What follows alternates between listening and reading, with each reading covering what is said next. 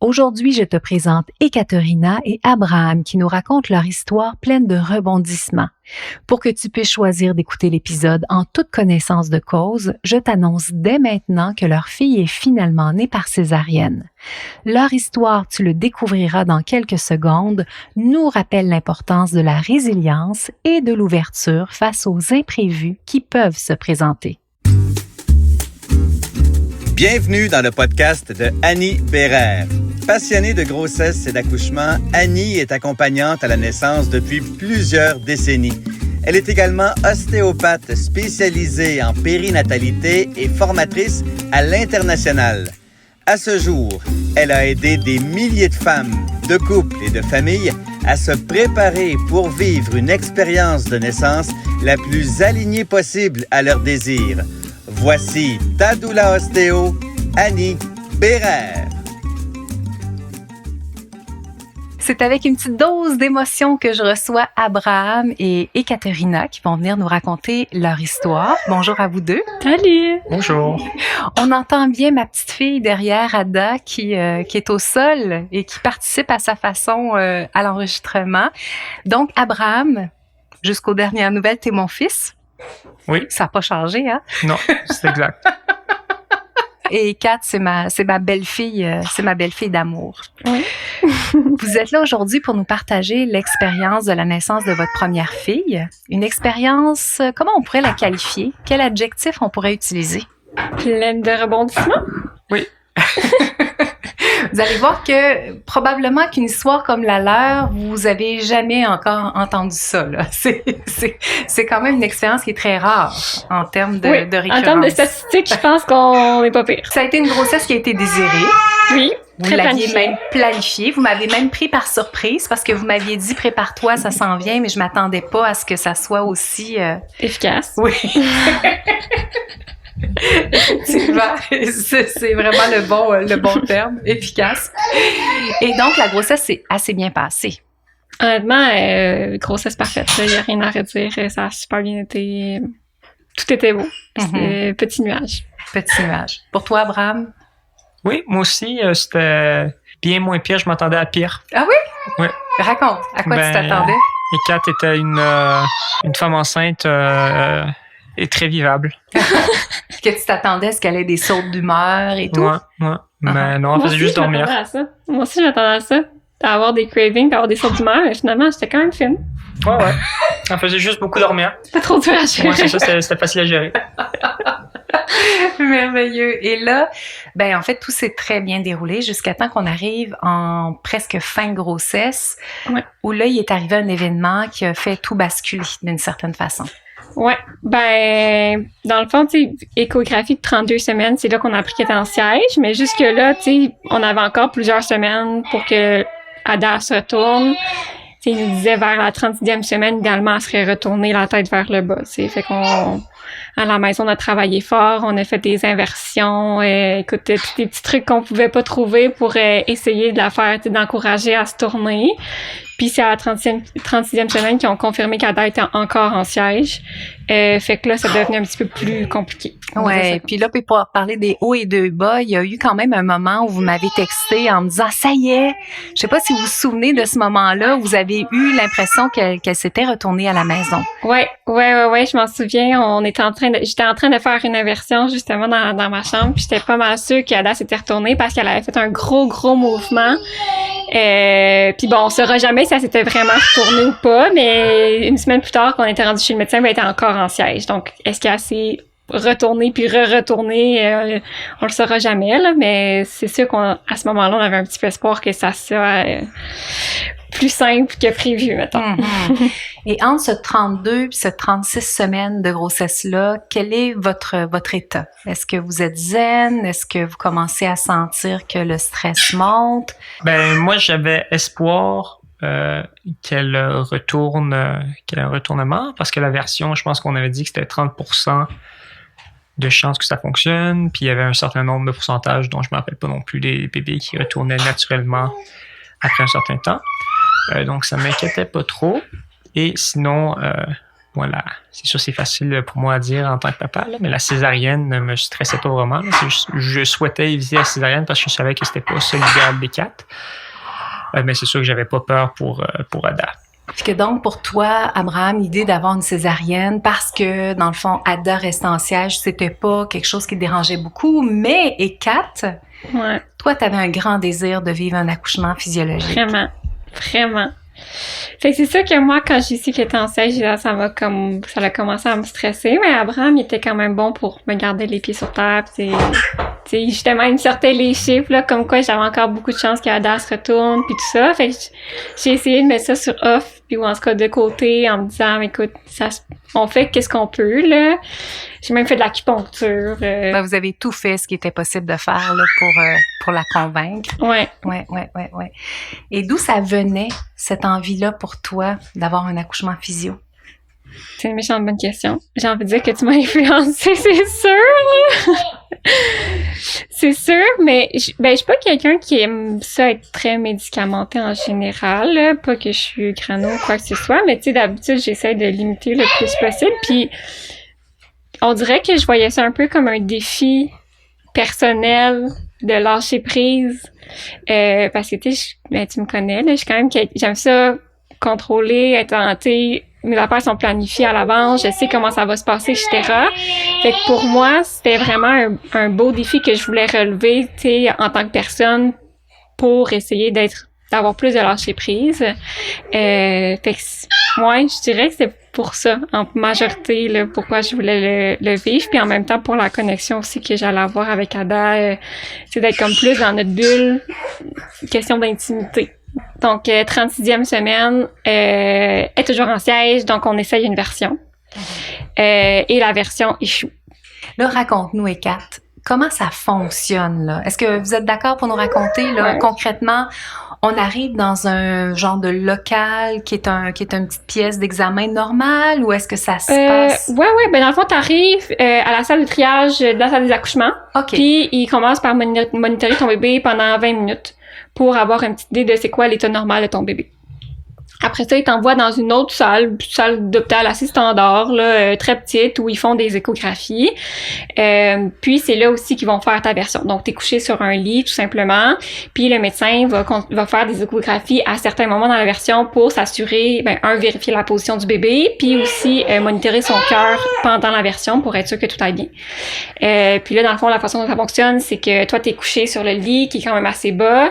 Le médecin se lève debout, puis va appuyer sur ton ventre pour essayer de faire bouger le bébé là, manuellement. Fait que c'est très physique. Là. Tu vois, le médecin, il pousse. Là, c'est très physique comme intervention.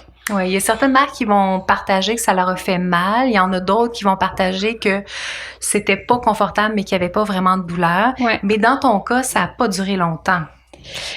Non, je pense qu'elle n'a pas essayé très longtemps parce que le cœur d'Ada a commencé à descendre.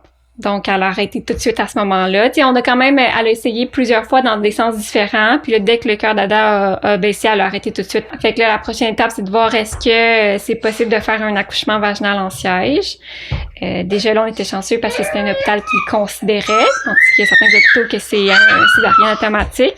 Fait que là, on avait une liste de critères, dans le fond, qu'il fallait que l'hôpital vérifie qu'on répondait pour pouvoir essayer l'accouchement en siège. Mm-hmm. Est-ce que ce sont des critères et des tests qui ont commencé tout de suite à ce moment-là, ou vous avez eu un rendez-vous par la suite? Non, honnêtement, ça a été super efficace. Le test, tout ce qu'il y avait à vérifier, ils l'ont vérifié à ce moment-là. Fait que, par exemple, il y avait une mesure, je veux dire, approximative de la quantité de liquide amniotique. Bon, Ada est d'accord avec ça. Tu t'en rappelles, Ada? Oui. Dans le fond, c'est via l'écho qu'ils vont être capables de déterminer ça, la quantité de liquide amniotique. Puis après ça, l'autre test qui est important de faire, c'est le scan du bassin. Donc, savoir si ton bébé c'était possible, dans le fond, qu'il passe par ton bassin. Fait que ça, il t'envoie dans un autre département carrément. Puis, il rentre ton bassin dans un genre de tube. Là, c'est vraiment une intervention. Ça a duré 2 minutes et quart. Super rapide, aucunement invasif. Ils font un scan de ton bassin, puis ils te rappellent plus tard pour te dire que c'est correct. OK, ou pas. Ou pas. Ouais. Et là, pendant tout ce temps-là, Abraham, pendant la tentative de version, pendant l'évaluation du liquide amniotique, de la position, pendant le scan, est-ce que là, tu suis Kat à tout moment ou t'es mis de côté? Non, pendant la version, j'étais dans la chambre. Après ça, pour l'échographie, pour le liquide amniotique, ça s'est fait dans la même chambre avec le même médecin, fait que ça aussi. Puis pour le rayon X, ben ça, j'étais pas dans la pièce, évidemment, parce que c'était rayon X. Mais sinon, j'étais là toujours. Et là, comment vous vous sentez en sortant de là? Parce que là, la version n'a pas fonctionné. Vous avez peut-être l'espoir, vous avez l'espoir de pouvoir donner naissance vaginalement. Est-ce que ça, c'est clair pour vous autres que c'est ce que vous vouliez ou il y a une partie de vous autres qui vous faisait comme, ah non, je suis pas sûre que ça m'intéresse? Parce qu'on était sûrs, hein? Ouais, moi, j'étais sûre que si je respectais les critères, je l'essayais. Ça, je me rappelle pas avoir eu un doute par rapport à ça. Il y avait pas vraiment d'inconvénients, là, à essayer. T'sais, le pire des cas qui arrivait, c'est talent césarienne, mais si tu le faisais pas, ben talent césarienne anyway. Combien ça a pris de temps avant que vous ayez le téléphone pour vous donner la réponse? Le soir même. Oui, c'est ça. Le médecin nous appelle le soir même et me confirme que je respecte tous les critères, donc on peut procéder à un accouchement en siège. Puis super fine, là, elle m'explique un petit peu comment ça se passe parce que c'est sûr qu'ils sont un peu plus sévères hein, quand tu fais un accouchement en siège, donc ils veulent pas que ça tarde trop, ils veulent pas qu'il y ait de plateau pendant le travail, puis il faut que ton travail se déclenche naturellement. Mais là, à ce moment-là, tu sais, on a quand même de l'espoir. On est comme, écoute, regarde, tout va bien aller, on va être capable, on va le faire. T'sais. Que donc, vous avez ce téléphone-là, ça remet sûrement un petit regain d'espoir qui est présent. Et là, qu'est-ce qui se passe pour vous autres là, dans les jours qui suivent? Ben là, on est rendu là, on est, mettons, 36,5 à peu près. Là. Fait que c'est sûr que intérieurement, je continue quand même à espérer qu'elle se retourne de bord, parce que ce serait donc plus simple. Là.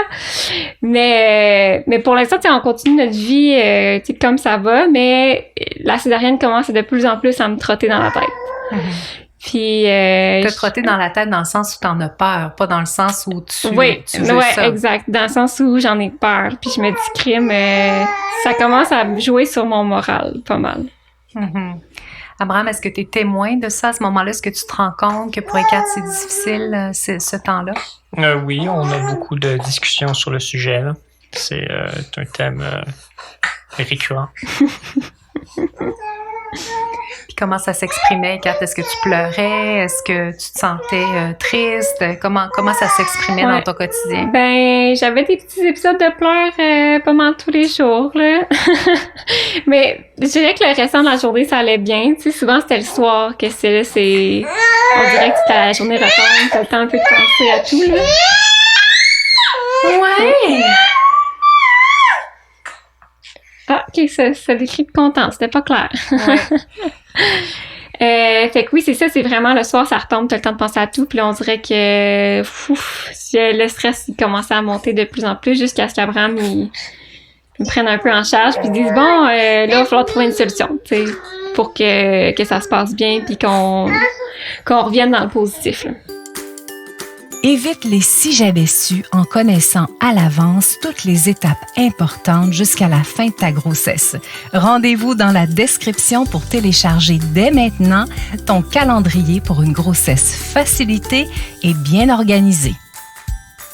Alors, vous allez observer qu'il y a un petit changement dans l'ambiance.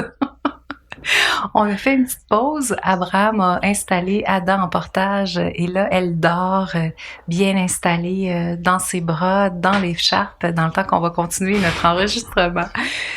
Donc, on était rendu au moment où tu nous disais que là, une fois toutes ces étapes passées là, que c'était difficile pour toi, qu'il y avait des moments où des journées où tu pleurais puis que tu étais découragée, tu avais peur de la césarienne. Et là, Abraham, il a fait comme, OK, là, il faut faire quelque chose pour t'aider. Ouais, exactement. Parce que mon problème principal, je dirais, c'est que j'avais beaucoup de difficultés à jumeler le mindset, OK, je me mets en mode accouchement vaginal, let's go, versus le mindset, je me prépare mentalement à accepter le fait que j'avais une césarienne. Pour moi, ces deux mindsets-là ne fonctionnaient pas ensemble. Ils étaient contre-productifs. Si je me lançais dans un, ça allait nuire à l'autre et vice-versa. Fait qu'on a décidé de faire un petit exercice ensemble, de discuter, OK, comment est-ce qu'on peut solutionner finalement cette contradiction-là? OK. Alors, expliquez-nous à quoi ça consiste. Ouais. Donc, première étape, je vais dire ça comme ça, c'est vraiment de dresser, tu sais, pour chacun des mindsets, c'est quoi les avantages et les désavantages à adopter le mindset. Fait que moi, je voulais pas rentrer dans avantages et désavantages d'une césarienne versus accouchement vaginal parce que de toute façon, j'allais pas avoir le choix. Tu sais, au final, là, c'est ça qui me préoccupait. Donc là, vraiment, c'est de regarder, OK, ben, par exemple, si je me mets dans un mindset, je vais avoir une césarienne. Quels sont les avantages versus quels sont les désavantages? Puis après ça, c'est propre à chacun. Hein, on s'entend, là. C'est pas n'importe quels éléments qui vont déranger tout le monde. Fait que là, c'est vraiment de dresser ces deux listes-là. Puis la deuxième étape, là, c'est de voir, OK, quels sont les trucs qu'on peut mettre en place pour jumeler ces deux mindsets-là pour éviter justement d'être en contradiction puis de constamment alterner dans ma tête entre les deux. Donc, comment est-ce qu'on peut faire pour les lier ensemble? Puis rapidement, on a vu quand même certains éléments là, qui pouvaient être mis en commun puis qui allaient profiter aux deux mindsets puis finalement d'essayer de voir comment est-ce qu'on peut se mettre dans une approche qui est très flexible. Fait que ça a été ça. Puis là, la dernière étape qui était pour moi probablement la plus importante, c'était de dire, OK, ben au final, tu sais, c'est quoi mes grands points de résistance là, par rapport à la césarienne. Puis pour chacun de ces points-là, de les relativiser un petit peu. Fait que par exemple, il y avait le fait que avec la césarienne, le retour au sport, ça va être plus difficile. Pour moi, c'est un élément qui était très, très important. Fait que là, on a fait des recherches. OK, concrètement, tu sais, quand est-ce que je vais pouvoir recommencer l'escalade, quand est-ce que je vais pouvoir reprendre une marche, etc. Tu sais, quels sont les faits au final? Tu sais, pas essayer de juste y aller au feeling de comment, mon Dieu, ça va être donc bien long. Tu sais, comme, OK, concrètement, tu sais, ça va être quoi, à quoi m'attendre. Donc, d'essayer de relativiser, tu sais, ces points-là de résistance par rapport à la césarienne. Puis, tu sais, je vous cacherai pas, il y a pas tous les points qu'on a été capable de relativiser. Il y en a d'autres que c'était comme, ben, c'est ça. Tu sais, on pourra pas rien y faire, mais tu sais, juste de les valider puis de les confirmer, de dire, OK, ben, tu sais, voici les gros éléments avec lesquels il va falloir que je travaille. Déjà là, ça paraissait moins gros parce que je savais sur quoi j'allais devoir travailler, tu sais. Et quand tu dis qu'il y a certains éléments dans l'étape, je pense, numéro 2, là, si je t'ai suivi, où on cherche des points en commun. Ouais. Est-ce que là, tu peux nous donner aussi un exemple par rapport à ça? Ouais. Donc, par exemple, un des points, le premier, là, si je le regarde sur ma liste, c'est que pendant mon travail, on s'était dit, OK, je vais pas mesurer mes contractions. Abraham va le faire de façon semi-cachée, je vais dire. Là, je veux pas en avoir conscience. Fait que comme ça, moi, ça me permet de rester avec le flow. Puis, ça évitait que je switch tout le temps au mode de comme, OK, ça déclenche-tu, ça déclenche-tu pas, on est-tu assez proche, etc. Puis le deuxième, qui je pense est mon préféré, là, c'est de voir les contractions comme quelque chose de positif, peu importe si ça aboutit à un accouchement vaginal ou pas. Parce qu'on sait que les césariennes, par exemple, planifiées, bon, s'associent à différents risques, etc. pour le bébé qui sait pas un peu qu'est-ce qui arrive, là. C'est genre, soudainement, je sors du ventre de ma mère, j'ai pas été avertie. C'est ça, exactement. Fait que, tu sais, de voir les contractions comme étant, c'est un avertissement pour mon bébé, peu importe de la façon dont ils vont sortir. Fait que d'essayer de se dire, tu sais, chaque contraction est positive, même si au final, j'accouche pas vaginalement. Wow! Est-ce que vous seriez d'accord tous les deux pour qu'on mette dans la page associée à l'épisode votre plan avec quelques exemples pour aider les personnes qui auraient besoin de faire cet exercice-là à le faire eux aussi? Certainement, sans problème. Que donc, si ça se peut que présentement tu sois devant un défi qui n'est pas nécessairement le même que Eka t'avait, c'est-à-dire que peut-être que ton bébé n'est pas en siège, mais que peut-être que tu as peur d'être induite parce qu'il y a un autre facteur ou quoi que ce soit, tu pourras aller là, sur la page de l'épisode pour pouvoir aller voir l'exercice pour pouvoir le compléter. Que donc, ce que j'entends, c'est que ça te fait vraiment du bien, ça a fait de sens dans le fond. Oui, ben ça l'a beaucoup aidé à comme... décanté. Ouais. Puis je veux dire, c'était pas miracle, on s'entend, là. Ouais, c'est ça. Mais ça l'a définitivement aidé à faire son petit bout de chemin. On savait pas la date de ma césarienne, mais on savait que ma césarienne allait être...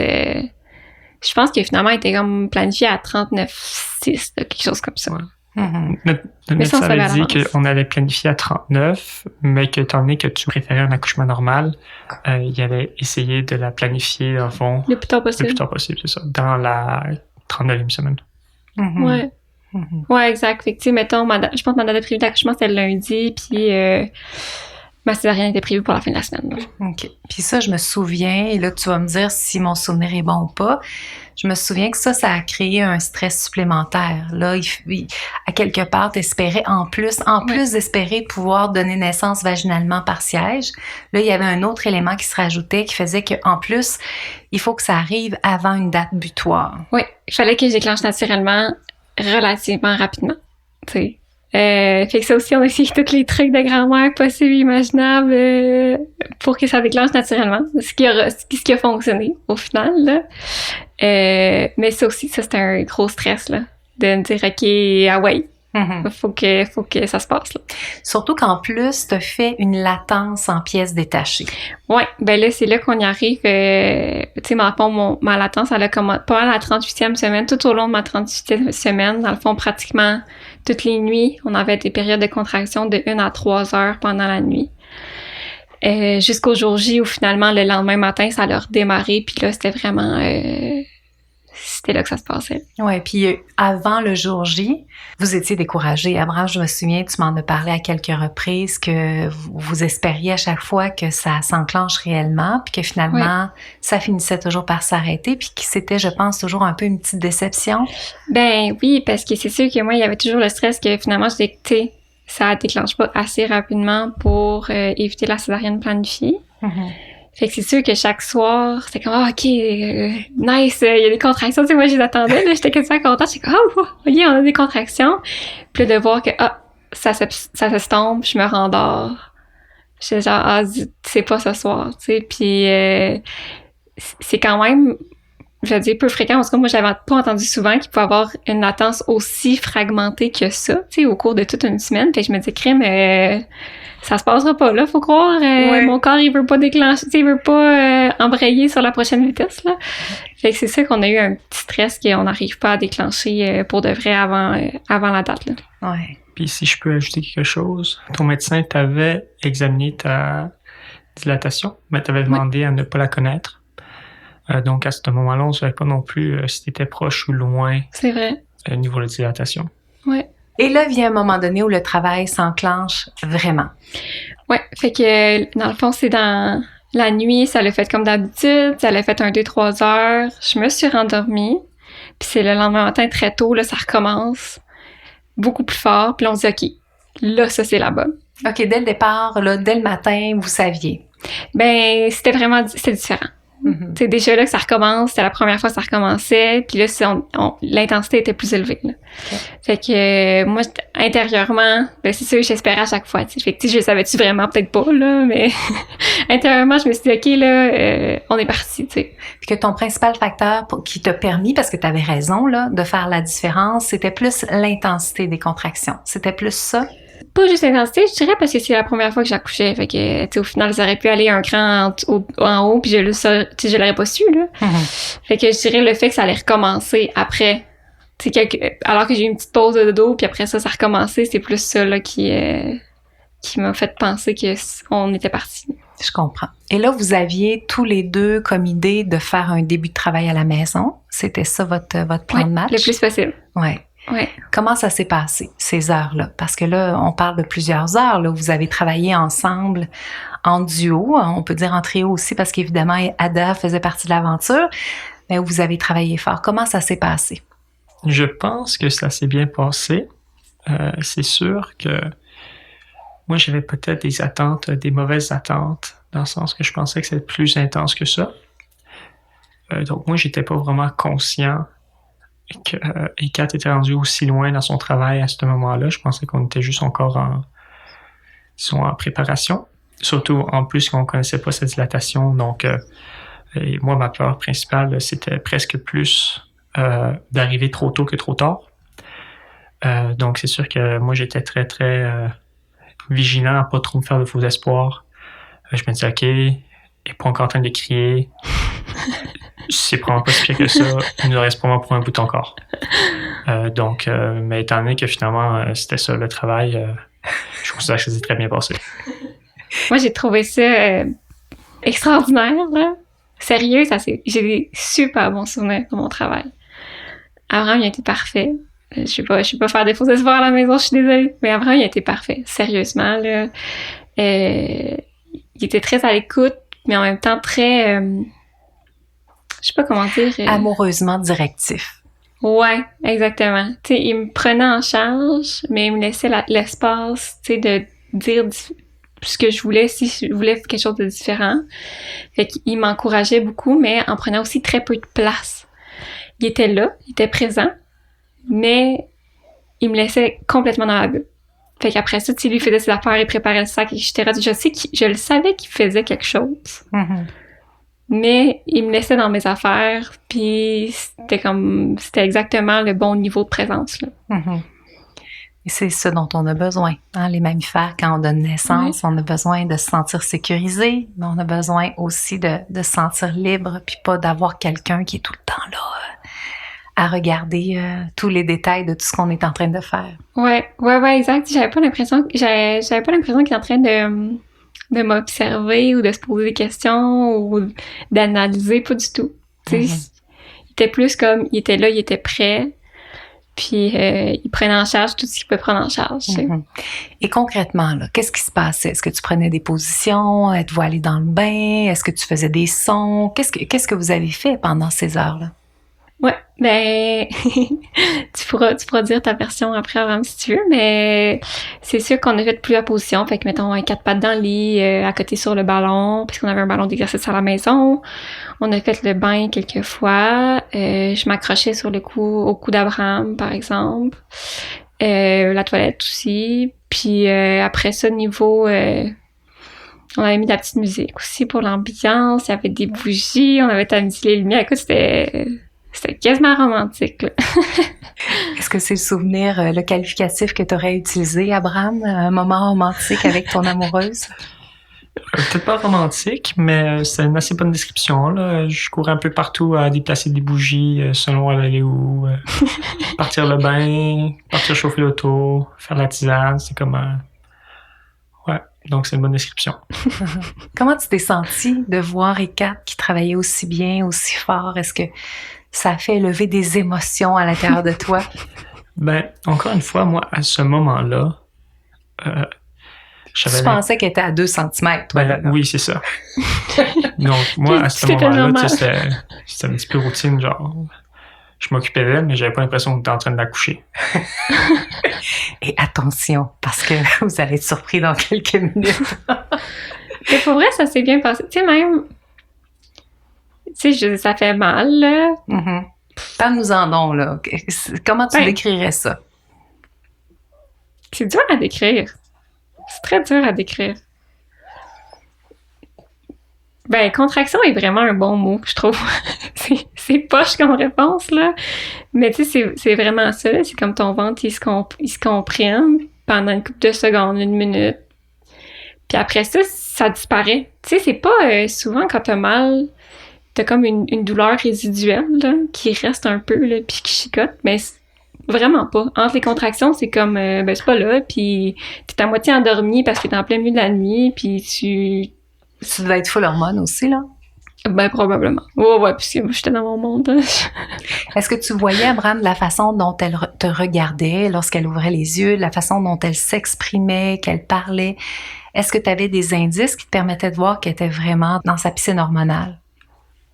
La dernière matinée, dans le fond, le matin de la naissance, oui.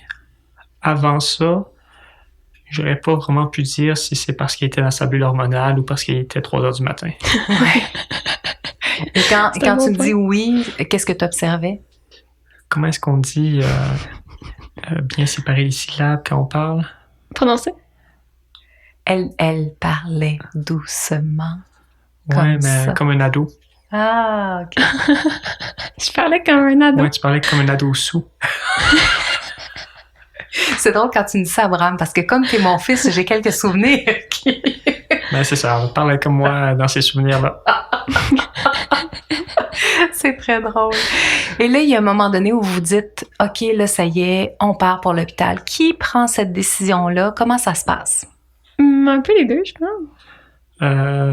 Pas vraiment. Dans les soirées dernières, on avait déjà appelé à l'hôpital à plusieurs reprises au centre de naissance. Puis à chaque fois, quand je leur décrivais la situation, il n'y avait jamais l'air bien stressé. Il me disait toujours, restez chez vous, ça va être plus confortable comme ça. Puis d'ailleurs, je t'appelais toi aussi, puis tu avais les mêmes réponses pour moi. Donc, je devais vraiment être très mauvais à décrire la situation. Mais moi, dans le fond, mon raisonnement, c'était qu'il n'y avait personne à l'air stressé. On est probablement encore juste au début. Je ne veux absolument pas aller trop vite à l'hôpital. Donc là, j'ai vraiment entendu que Kat, elle me dise on va à l'hôpital. Poser OK, allez à l'hôpital. Puis même à ce moment-là, tu sais, j'étais encore pas pressé. Elle m'a dit ça, puis j'ai dit OK, c'est parfait, je vais commencer à préparer les affaires pour aller à l'hôpital. Dans l'optique d'essayer d'étirer, travailler à la maison, parce que, encore une fois, de mon œil extérieur, ça se passait très bien, là, mais il n'y avait pas encore il n'y avait pas de cris, il y avait des gémissements, mais c'est tout. Puis ça se gérait très bien à deux. C'est quand même assez impressionnant, Abraham. Et tantôt, on en parlait dans le temps que tu étais en train de promener Adam en poussette, là, et Kat et moi. Puis parce qu'en général, pour les hommes et pour les compagnons, pour les blondes, c'est quand même un moment qui est très impressionnant. Quand on arrive vers la fin de la dilatation, puis là, je suis un peu en train de brûler le punch, là, mais c'est là que vous en étiez. Est-ce que tu penses que c'est parce que, dans le fond, ça fait depuis que tu es haut comme 3 pommes que je te parle d'accouchement à tout bout de champ et que t'as grandi en entendant parler d'enfantement physio? Ou c'est les vidéos? Ou c'est parce que tu es juste bien relax? Qu'est-ce qui fait finalement que t'as eu autant de zénitude dans un moment où ta blonde était en transition, là, était en fin de dilatation? Ben, probablement un mélange des trois, mais encore une fois, c'est sûr que Kat gérait très bien la douleur ou elle était très bien adaptée au processus, là, peut-être un petit peu des deux. Mais dans le sens que, tu sais, par exemple, Kat m'a jamais parlé non plus de douleur excessive. Elle disait, ça tire quand il y avait des contractions, mais il n'y avait jamais vraiment de j'ai mal ou quoi que ce soit comme ça. Donc, c'est sûr que moi, j'attendais la douleur comme étant un signe probablement plus prononcé. Tu t'attendais à quelque chose de plus intense encore. Exactement, parce que les contractions, c'était, tu sais, puis peut-être parce que je suis ton fils, là, mais j'ai entendu beaucoup d'histoires de femmes qui ont des contractions pendant 24 heures. Là. Donc, moi, après 4 heures de contractions, je voulais pas m'en aller à l'hôpital juste sur cette base-là. Surtout qu'en plus, je vérifiais quand même, là, mais je mettrais les contractions au combien de j'avais la petite application. Là. Donc, je regardais au combien de temps est-ce qu'elles étaient, pendant combien de temps, avec l'intensité. Puis quand j'appelais l'hôpital ou toi, puis je donnais mes infos, ils me disaient toujours restez chez vous. Donc, moi, j'avais vraiment aucune raison à ce moment-là d'être stressé. Et toi, Kat, qu'est-ce qui a fait que tu t'es dit OK, ça y est, on s'en va là? Ben là, ça commence à faire vraiment. Là, je me dis, OK, mais parce que, tu sais, il y a dans certaines positions où ça fait mal, c'est inconfortable, mais selon ta position, tu sens que ça joue un peu, tu sais, sur ton ressenti, là. Là, j'étais rendue à un point où j'avais l'impression que peu importe comment je me mettais, ça le faisait pas, là. Puis je me suis dit, OK, là, ça fait trop mal. Puis je viens de penser à ça, puis peut-être qu'une des raisons, c'est que, tu sais, j'avais toujours pas crevé mes os. Peut-être ça qui m'a aidé aussi à moins sentir, j'imagine. Oui, puis écoute, je sais pas dans quelle mesure, parce que moi, j'étais à la maison, j'attendais votre go pour venir vous rejoindre. Hein, que c'est sûr que j'échangeais des textos avec Abraham, mais après, tout en rétrospective, je me disais, dans le fond, je t'ai pas entendu. Hein, que donc, moi, c'était la description que Abraham me donnait, que je faisais, OK, c'est cool. J'étais loin de m'imaginer que tu étais déjà rendu aussi loin dans ton processus, que j'imagine que tu t'es beaucoup abandonné. Effectivement, tu as fait des gémissements, tu as fait des sons, tu as utilisé quand même des stratégies qui t'ont permis de surfer sur la vague comme ça, là. Ouais. Ah non, c'est clair. Moi, c'est comme j'ai dit, j'étais dans mon monde, là. Je faisais mes affaires, une contraction à la fois, puis ça a passé super vite, vraiment. Puis tu sais, ben c'est sûr qu'on avait regardé les vidéos paléo avant. Fait qu'on dirait que j'avais pas à réfléchir à comment est-ce que je pouvais gérer la douleur ou comment, tu sais, quelle position j'aurais pu prendre, etc. C'est tous des trucs qui étaient comme intégrés, là, tu sais, qu'on avait appris un peu par cœur. Fait qu'on n'avait pas besoin vraiment de réfléchir à ça, tu sais. Abraham, il me guidait dans les différentes positions que je pouvais prendre pour m'aider un peu à changer de place. Moi, j'étais super à l'aise à faire des sons. On s'était pratiqué, c'était bien drôle. On s'était pratiqué pour être sûr que je sois à l'aise, tu sais, au jour J. Abraham aussi, il a fait quelques massages. Finalement, c'était pas trop mon truc, mais tu sais, on a essayé. On a essayé tous les outils qu'on avait eu avec les vidéos, puis ça a vraiment été gagnant finalement. Puis les sons, quand tu dis que vous êtes pratiqués, parce que là, vous habitez en appart, est-ce que c'est un petit stress pour toi ou t'en avais rien à cirer des voisins? Ben, je dirais, avant d'être dans les hormones, c'était un petit stress pour moi. Après ça, j'en avais rien à cirer. En même temps, je me suis dit, ils savent que j'étais enceinte, puis ils savent que ça arrive, puis anyway, c'est pas pour 1000 ans, là. Fait que, bon, ils vont s'en remettre, là. Là, vous embarquez dans l'auto. Comment se passe le cours transport? Parce que ça a été quelques minutes. Est-ce que ça s'est bien passé? J'ai calé une lumière rouge, mais encore ça s'est bien passé. Oui, c'était drôle. Ça, je me rappelle, ça m'a comme fait sortir de ma bulle avant que j'étais stressée à la lumière rouge qui calait. Mais honnêtement, ça s'est bien passé. Mais c'était très inconfortable parce que, tu sais, on a accouché l'hiver. Fait que là, c'était de chauffer l'auto, mais j'avais mis mon manteau d'hiver pour sortir. Là, j'avais chaud, j'avais froid. En tout cas, ça, c'était bien compliqué. Je pense que c'était pas long. Mais sinon, ça s'est bien passé. Mais la difficulté, je pense, c'est que, tu sais, à la maison, c'était très sombre. Puis là, je suis sortie, puis il était comme 7h15 le matin, là. Super clair, l'hiver. En plus, t'as la neige qui reflète le soleil et tout.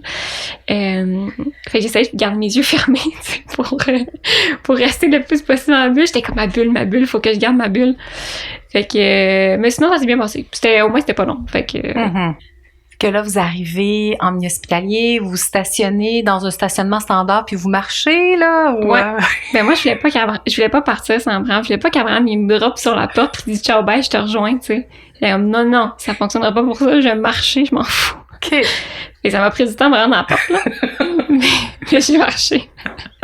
Je dis au pire, tu sais, ça avancera le travail, là, tu sais, c'est pas bien grave, là. Et là, vous êtes arrivé donc sur le département d'obstétrique, vous êtes accueillis. Ouais, on rentre dans la salle de triage, il y a personne. En tout cas, à mon souvenir, il y a personne. L'infirmière qui est là, elle regarde ma dilatation. Là, c'est là que, surprise, je suis à 10 cm, dilatation complète. Fait que là, la première partie de la phrase, c'est genre, yeah, génial, my God, hey, c'était facile, finalement, on a déjà rendu là, il reste juste, entre guillemets, là, il reste juste la poussée. Mais là, la fin de sa phrase, c'est, par contre, je sens des pieds. Oh, mon Dieu. Puis là, ce qu'il faut savoir, c'est qu'un accouchement au siège, c'est pas n'importe quel, tu sais, il faut vraiment que ce soit par les fesses. Ouais. C'est comme ça que les hôpitaux, ils veulent, tu sais, c'est ça qui est le plus sécuritaire. Puis là, elle nous dit, ben, les pieds, si ça rien automatique, il est aucune négociation possible, tu sais. Là, on pogne un méchant drop. C'était comme pas du tout... Tu sais, on s'était préparé plusieurs scénarios. C'était dans aucun de nos scénarios. Ouais. Ça a pété notre bulle. Je comprends. Là, comment tu réceptionnes ça, là, toi? Est-ce que avec le recul, tu comprends ce qui se passe ou t'es comme un peu en choc? Déni total. Je suis comme, non, elle va se tourner, là. Elle va bouger. Tu sais, si elle a réussi à déplier ses jambes, elle va réussir à abrir de bord. Je sais pas à quoi je pensais, là, mais moi, je suis en gros déni. Là, elle fait venir des médecins ou c'est... Ouais. Ben, elle fait venir en premier l'obstétricienne. Oui, c'est ça, l'obstétricienne, qui confirme qu'il y a les pieds et qui confirme la dilatation complète. Qui, elle, après ça, fait venir la gynécologue, qui a le même pronostic. Ouais, là, t'es couché sur le dos, j'imagine, pour 3 examens back-to-back comme ça. Ouais. Là, les contractions continuent. Ça a dû être un moment qui n'a pas été facile. Ouais. Alors, comme vous pouvez voir, Ada est réveillée. Oui, ça n'a pas duré longtemps, la sieste. Un petit cycle, et c'est tout. Hein? Fait que, ben oui, c'est ça. Moi, je continue à avoir des contractions pendant ce temps-là, parce qu'on est rendu pas mal, tu sais, vers la fin. Là. Fait que c'est des grosses contractions, c'est vraiment intense. Là, on est comme pas mal au pic là, de l'intensité. Mais ils sont quand même gentils dans le sens où ils attendent, tu sais, entre les contractions. Je me mets sur le côté parfois. Puis, tu sais, j'avais dit à Abraham, même quand on est rentré en salle de triage, j'étais comme, ben non, je vais pas me coucher sur le dos, là. Puis t'es comme, ben là, faut qu'il t'examine, reste là 2 secondes, là. Tu sais, après ça, tu s'en iras si tu veux, là. Fait qu'il était quand même relativement, je veux dire, patient, entre guillemets, là, à ce moment-là. Mais quand, là, il y avait, 3 confirmations que c'était par les pieds, c'est sûr que... Ouais. Et là, toi, tu veux rien savoir. Ah, moi, je veux rien savoir. Je suis comme, non, mais on va faire des césariennes, là. Puis j'ai même demandé une échographie. Je voulais voir, qu'il y avait les pieds. Je me disais, imagine, finalement, c'est pas les pieds, ça serait-tu niaiseux que j'ai une césarienne pour rien, tu sais. Mais bon, on s'entend que, réalistement, c'était complètement ridicule, mon affaire, là. C'était pas du tout rationnel, là. Mais, super gentil, on est d'accord, madame, on va vous faire une échographie. Ils sont allés chercher ma machine. Puis, j'étais tellement dans les vapes qu'ils me l'ont montré. Puis, honnêtement, j'ai pas été capable d'interpréter l'image, là, parce que j'étais trop ailleurs, là. Mais bon, il l'avait fait, Abraham l'avait vu, etc. Fait que, à un moment donné, ben, j'ai pas eu le choix, là. Ben, pour la sécurité de mon bébé, j'ai pas eu le choix. J'ai dit, ben, d'accord, on y va, tu sais. Toi, Abraham, je pense qu'avec le recul, c'est le moment qui a probablement été le plus difficile pour toi. Ta blonde qui dit non, je veux pas de césarienne. Les médecins qui disent oui, il faut faire une césarienne. Toi, comment tu te sens à ce moment-là, là? Ça a définitivement été un moment assez triste. Parce que Ekat avait pas nécessairement toute sa tête pour comprendre la situation et il n'y avait pas vraiment de négociation, il n'y avait pas vraiment d'alternative proposée. Puis aussi, c'était pas une urgence dans le sens qu'il y a personne qui courait partout, mais il n'y avait pas vraiment, on n'a pas eu un moment de « OK, ben, tu peux en parler avec ta blonde pendant 5 minutes pour commencer pour essayer de rendre ça plus facile. » Là, c'est aussitôt que la gynéco a fait l'examen, c'était OK, c'est bon, on s'en va au bloc. Il faut qu'elle pousse le moins possible parce que le pied était engagé. Oui, c'était drôle, ça. C'était drôle. Poussez pas, madame. Parce qu'on peut revenir, là, mais... C'est ça. Puis à ce moment-là, il y avait déjà des gens qui rentraient pour commencer à l'intuber un petit peu partout, là. Donc, il n'y a pas vraiment eu de moment à l'intuber. Ah, parce que tu as eu une anesthésie générale? Non. Ben, je sais pas. Non, mais c'était comme des prises de sang, des solutés, des machines chouettes, ce genre de tube-là. OK. Je pensais à intuber, non, vraiment. Non. Là, je faisais comme what? Moi, je connais peut-être pas les termes, là, mais plugger des tubes dans ses bras. Ouais, c'est vrai. Puis là, en plus, ça, c'est parce que tu es dans tes hormones, puis là... T'entends, tu sais, les infirmières, ils étaient gentils, ils me disaient, ah, madame, je vais vous prendre une prise de sang, ça va piquer, nanana, mais il y a tellement de personnes autour de toi, t'es full hormones, tu viens d'apprendre cette nouvelle-là, j'étais pas capable d'associer les voix à ce qui se passait, fait qu'elle avait beau me le dire quand elle me prend une prise de sang, ça me surprenait quand même. Puis là, tu sais, j'arrêtais pas d'être surprise de tout le monde qui me tripotait par tous les bras pour essayer de me brancher sur 8000 affaires, là, tu sais. Fait que c'était très déroutant. Effrayant un peu. Tu sais, là, la panique, elle commence à rentrer, là, parce que tout le monde bouge un peu partout, puis ça commence à être stressant, là. Oui, puis toi, ils n'ont pas eu la chance, ils pouvaient pas te donner un petit moment pour dire, OK, encaisse la nouvelle, parce que là, justement, c'était plutôt pousse pas. C'est ça. Là, c'est le pousse pas. Ben, c'est bien beau, là, mais je choisis pas, là. Ça pousse. Qu'est-ce que je te dise? Tu sais, les contractions, ils continuaient comme si, là, j'avais l'impression que le processus était enclenché. J'avais plus aucun contrôle là-dessus, là. Ada aussi, elle veut raconter. Elle dit, moi aussi, là, j'étais là à ce moment-là. Là, moi, je m'en venais, là. J'ai mes 2 petits pieds qui s'en venaient, puis... Ouais. Non, c'est ça. Moi, j'ai plus aucun contrôle sur le processus, là. Tu sais, moi, même si j'étais rendue, je veux dire, semi-sortie de ma bulle, j'avais l'impression que c'était parti, là. Je veux dire, Ada, elle s'en venait, puis s'il y avait eu personne autour, elle serait sortie, puis that's it, là. Mais c'est ça, là, les pieds étaient rendus sortis, tu sais, il était rendu, c'est ça, sorti dans le vagin. Fait que tu voyais que le personnel commençait à devenir nerveux, puis il fallait enclencher, là. Là, tu quittes pour le bloc opératoire. Abraham, est-ce que tu restes dans la chambre ou tu as la chance de l'accompagner pendant un petit moment vers le bloc? Comment ça se passe? Juste dans l'ascenseur. Après ça, pour l'anesthésie, j'étais pas là. OK. Ouais, on a été séparés. Ça a été dur. Je pense que ça a été mon moment le plus dur, là. On dirait que j'ai pleuré, là, mais... Je me rappelle que... Tu sais, je disais aux infirmières, j'étais comme, il est mon chum, allez chercher mon chum, j'en ai besoin, tu sais. Puis pendant ce temps-là, ils continuent, tu sais, ils prennent ta pression. Là, moi, j'essaie de, tu sais, je me débat un peu. Puis là, ils sont comme, maintenant, faut arrêter de bouger votre bras, faut qu'on prenne votre pression. Puis là, tu comprends pas, il y a un truc qui te sert, mais tu sais, c'est niaiseux, là. Je me suis fait prendre plein de fois ma pression dans la vie, mais là, on dirait que je catchais pas. Puis j'étais paniquée qu'il oublie d'emmener Abraham. Puis d'un côté, je comprends, là, parce que tout le monde tournait autour de moi, puis il aurait été dans le chemin, puis il fallait qu'il me prépare, faire l'anesthésie, etc. Mais ça a été rough, tu sais, de pas avoir Abraham, là, my God, depuis le début de mon travail, tu sais, c'était mon pilier, là. Fait que de pas l'avoir, c'était méga déroutant, j'étais paniquée, sans bon sens, là. Et là, ils ont fait, pendant ce moment-là où ça a été très difficile pour toi, il y a eu entre autres la péridurale ou le rachis, là. Je sais pas ce qu'ils ont choisi de faire. Je pense que c'est un rachis, moi, que j'ai eu. Probablement. Je pense que oui. Fait que oui, il m'anesthésie, puis le temps que ça gèle, tu sais, il te pique de temps en temps, puis il regarde si tu réagis. Puis là, on dirait que j'avais vraiment peur, c'est niaiseux, mais j'avais vraiment peur que si je me concentrais, parce qu'il te pique, mais ils te le disent pas à l'avance, c'est pour être sûr de voir comme ta vraie réaction. Puis là, j'avais peur de comme pas être assez concentrée sur le fait qu'il allait peut-être me piquer, puis que j'allais pas m'en rendre compte. Puis là, qu'il allait commencer l'opération sans que je sois gelée. Là, j'étais bien stressée de tout ça, mais je pense pas que ça serait arrivé, là. Mais là, c'était comme ma grosse peur de me dire, oh mon Dieu, ils vont commencer la césarienne avant que j'ai fini d'être gelée, là.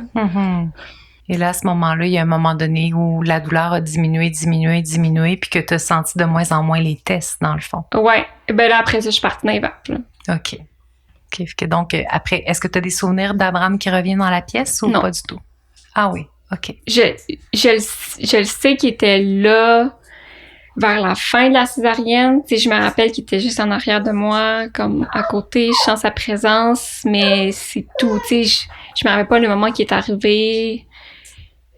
Pour moi, tout ça, c'est flou, là. Ça a pu avoir duré 1 heure, 30 secondes. Ça serait revenu au même. Toi, pendant ce temps-là, Abraham, donc, t'es vis-à-vis de l'ascenseur, puis là, il y a quelqu'un qui vient te chercher pour te préparer. Comment ça se passe? Ben, c'est ça. Là, j'étais à côté de la civière, je tenais la main des 4, puis il y a une infirmière qui me retient dans le temps que la civière, elle continue, puis genre, OK, vous devez rester ici. On va revenir vous chercher, puis là, ça va.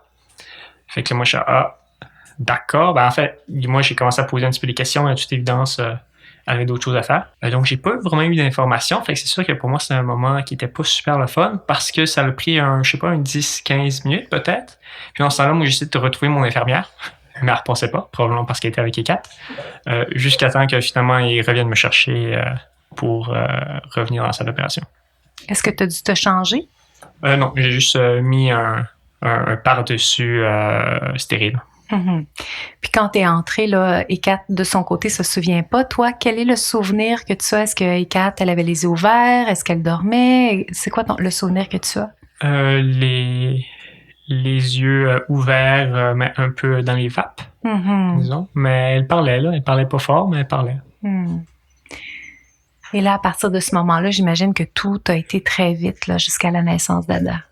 Oui, ben à partir du moment qu'on est arrivé à l'hôpital, en fait, tout a été très vite, mais ça a continué d'être très vite, oui. Mais à partir du moment où tu entres dans le bloc? J'ai envie de dire, puis j'ai peut-être, c'est complètement faux, là, mais 10-15 minutes. Probablement avant que Ada, qu'on voit Ada, qu'Ada soit mise sur la poitrine des 4. Puis après, peut-être un autre 10 minutes. Pour refermer, ouais. Pour refermer la plaie. Est-ce que tu te souviens que Ada était sur ton torse, non. Kat? Non. Je me souviens qu'ils me l'ont montré, là. Tu sais, qu'ils l'ont mis comme Simba, le roi lion, au-dessus du drap, là, puis qu'ils ont dit « Ah! C'est votre bébé! » Mais... Puis ça, c'est vraiment triste, là, mais... Je voyais... C'est comme si je voyais les images, mais je les interprétais pas du tout, là. Et j'ai l'image dans ma tête, là, je me rappelle, tu sais, de Ada au-dessus du drap, tout ensanglantée. Mais j'ai pas compris que c'était mon bébé, tu sais. Je me rappelle pas du tout qu'ils l'ont mis sur moi. C'était comme, tout ça, c'était flou, dissociation, là, vraiment. C'est quoi tes premiers souvenirs clairs, nets et précis de vous trois après? Mon Dieu. J'ai comme des flashs un peu partout, mais mettons Je me rappelle, je pense que là où j'ai recommencé un peu à prendre conscience, c'est j'étais déjà rendue dans la chambre après le réveil, puis Abraham, il y avait Ada en peau à peau sur la chaise à côté de mon lit. Mais tu sais, après, tu sais, là, comment je me suis rendue là, c'est un peu flou.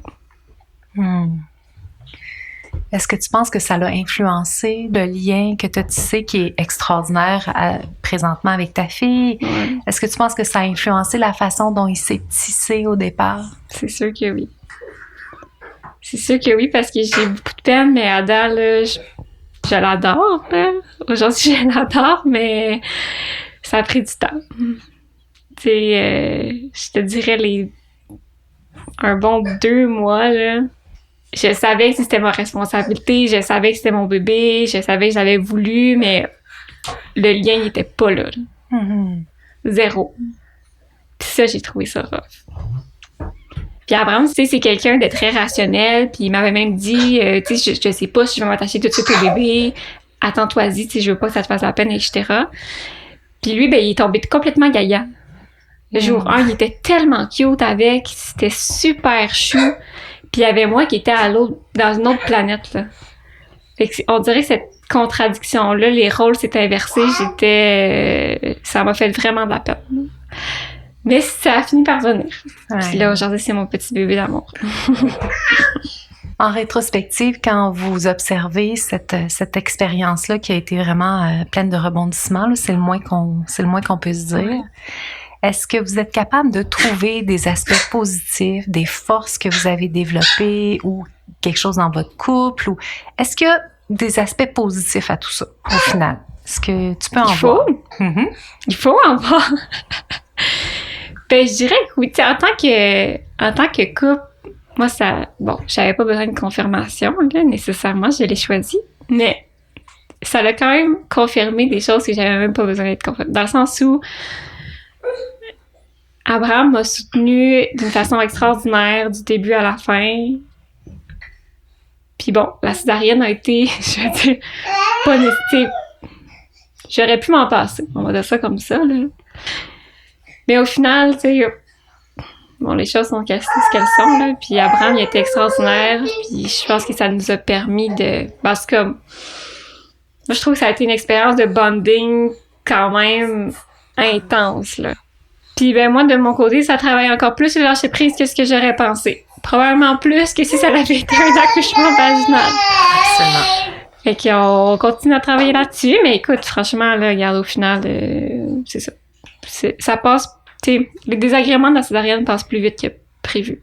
Que ce que je pensais que ça va. C'est vrai. Parce que c'est sûr que là, il faut vous dire que Hécate, elle l'a vraiment pas eu facile parce que quand elle a eu, en fait, sa césarienne, elle avait la grippe. Ouais. Est-ce que tu te souviens de ça? My God. Moi, je m'en souviens. Elle était dans les premiers jours de vie d'Ada. Elle ne pouvait pas dormir. Mon Dieu, ça va me rendre émotive, là. Mon Dieu, que j'avais de la peine de te voir aller, là. Elle ne pouvait pas dormir couchée. Ouais. Ah, je me souviens, là, j'étais sur le divan avec la petite, là, elle devait avoir 2 jours de vie. Puis toi, t'étais assise dans ton lit, puis t'essayais de dormir assise avec la tête qui partait par en avant. Est-ce que tu te souviens de ça? Oui, je m'en souviens. Sinon, je toussais si j'étais le moindrement inclinée. Il fallait que je sois un bon 90 degrés, là. Ouais. Puis là, ben, pour celles qui n'ont pas eu de césarienne dans leur vie, ben, il faut savoir que quand Hécate, au jour 2, au jour 3, au jour 4, toussait, ben, ça faisait mal. Ouais, il fallait que je tienne ma plaie quand je toussais. C'était quelque chose. Tu l'as eu rough, là, le départ. Ouais, c'était un peu rock'n'roll. Ouais, c'était rock'n'roll. Mais tu sais, aujourd'hui, au final, je fais du sport presque tous les jours. C'est revenu, je vais dire même mieux qu'avant, là, quasiment. Oui, puis tu commences à penser à ton futur magnifique accouchement vaginal. Voilà, exactement. On va avoir une autre chance, on croise les doigts. Et c'est sûr que j'espère quand même intérieurement que je vais me rendre au bout la prochaine fois, tu sais. Mais peut-être qu'on aura d'autres surprises, on sait jamais. Abraham, de ton côté, en rétrospective, qu'est-ce que toute cette expérience-là vous a apporté, tu dirais? Premièrement, elle nous a apporté Ada. Méchant bon point. C'est quand même chouette. Mais sinon, non, je pense que, je veux dire, si on pouvait avoir le bébé livré par une cigogne, je prendrais cette option-là, je pense. Mais ça s'est quand même bien passé, somme toute. Puis comme Eka dit, le début n'a pas nécessairement été facile, mais tout est revenu dans l'ordre. Donc c'est définitivement quelque chose que je suis prêt à refaire. Puis je choisirais pas une autre maman pour mes futurs enfants. Ah, c'est très, très cute. Abraham, par rapport à ce que Eka disait tantôt du fait que tu as eu un coup de foudre, un coup de cœur pour ta fille dès le départ, est-ce que c'est comme ça que tu le nommerais de ton côté? Non, moi je pense que Eka l'a vu comme ça parce que c'est moi qui m'en occupais beaucoup pendant les premières semaines, nécessairement, parce qu'Eka n'était pas vraiment capable de faire autre chose qu'elle était, et encore, à cause de la césarienne et de la grippe. Mais non, moi c'est sûr que je me suis attaché rapidement, mais définitivement pas un coup de foudre. Mm-hmm. Ça s'est installé pour toi ou ça s'est installé doucement? Ouais, au fur et à mesure que tu découvres la personnalité de ton bébé, ça devient plus une personne, disons. Là. Mm-hmm. Parce que c'est sûr que la première fois que tu le vois, c'est encore un étranger à toute fin pratique. Mm-hmm.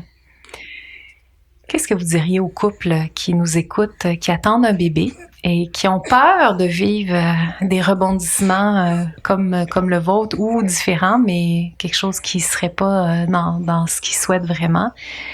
Comment est-ce qu'on peut le mieux possible vivre cette aventure-là pleine de rebondissements?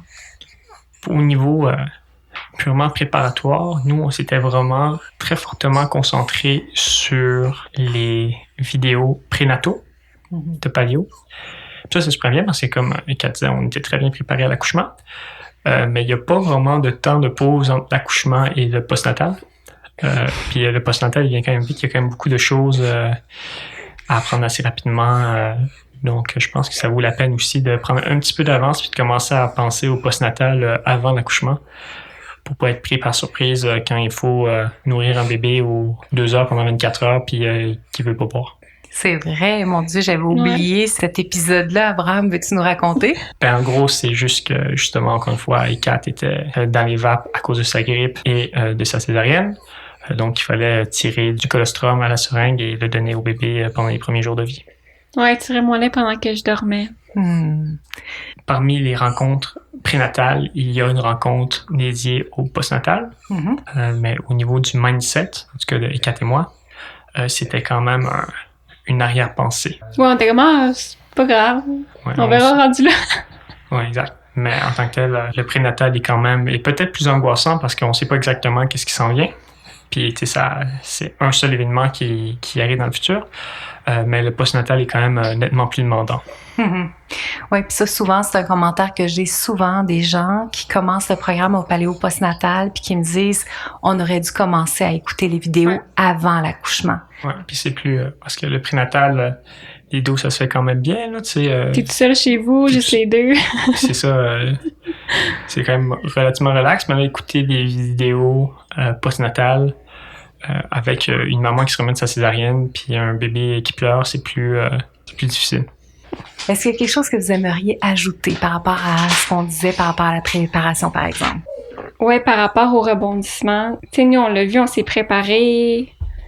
On était bien sur la coche avec nos 3 scénarios. Puis finalement, ça n'a même pas été nos 3 scénarios. Fait qu'au final, tu sais, préparez-vous à être flexible. Puis je dirais, peut-être le piège à pas tomber, c'est de commencer à s'imaginer tout ce qui pourrait arriver, puis d'anticiper avant même qu'il y ait des indices concrets que ça pourrait se passer différemment. Tu sais, des fois, on a tendance à faire ça, là, de se dire « Ah, mais là, peut-être que mon bébé pourrait être en siège, puis là, s'il est en siège, je vais peut-être devoir avoir une césarienne, puis bon, on finit par boule de neige, là. Mais tant que ton bébé, tu le sais pas qu'il est en siège, là, chill donc. mets ça de côté. Ouais, on pense à autre chose. Puis je dirais que ces 2 éléments-là, tu sais, rester flexible puis essayer d'éviter de réfléchir sérieusement au scénario quand il n'y a aucun indice qui nous dit que ce scénario va arriver, tu sais, au final. Ben, surtout que dans le moment présent, ça n'existe même pas, là. Mais non. Fait qu'on est en train de se torturer pour quelque chose qui est hypothétiquement possible dans l'avenir. C'est ça, exact. Mets ton énergie ailleurs. Mets ton énergie dans ton bébé, mets ton énergie dans ton bien-être, d'en prendre soin de toi, relax, aie du fun.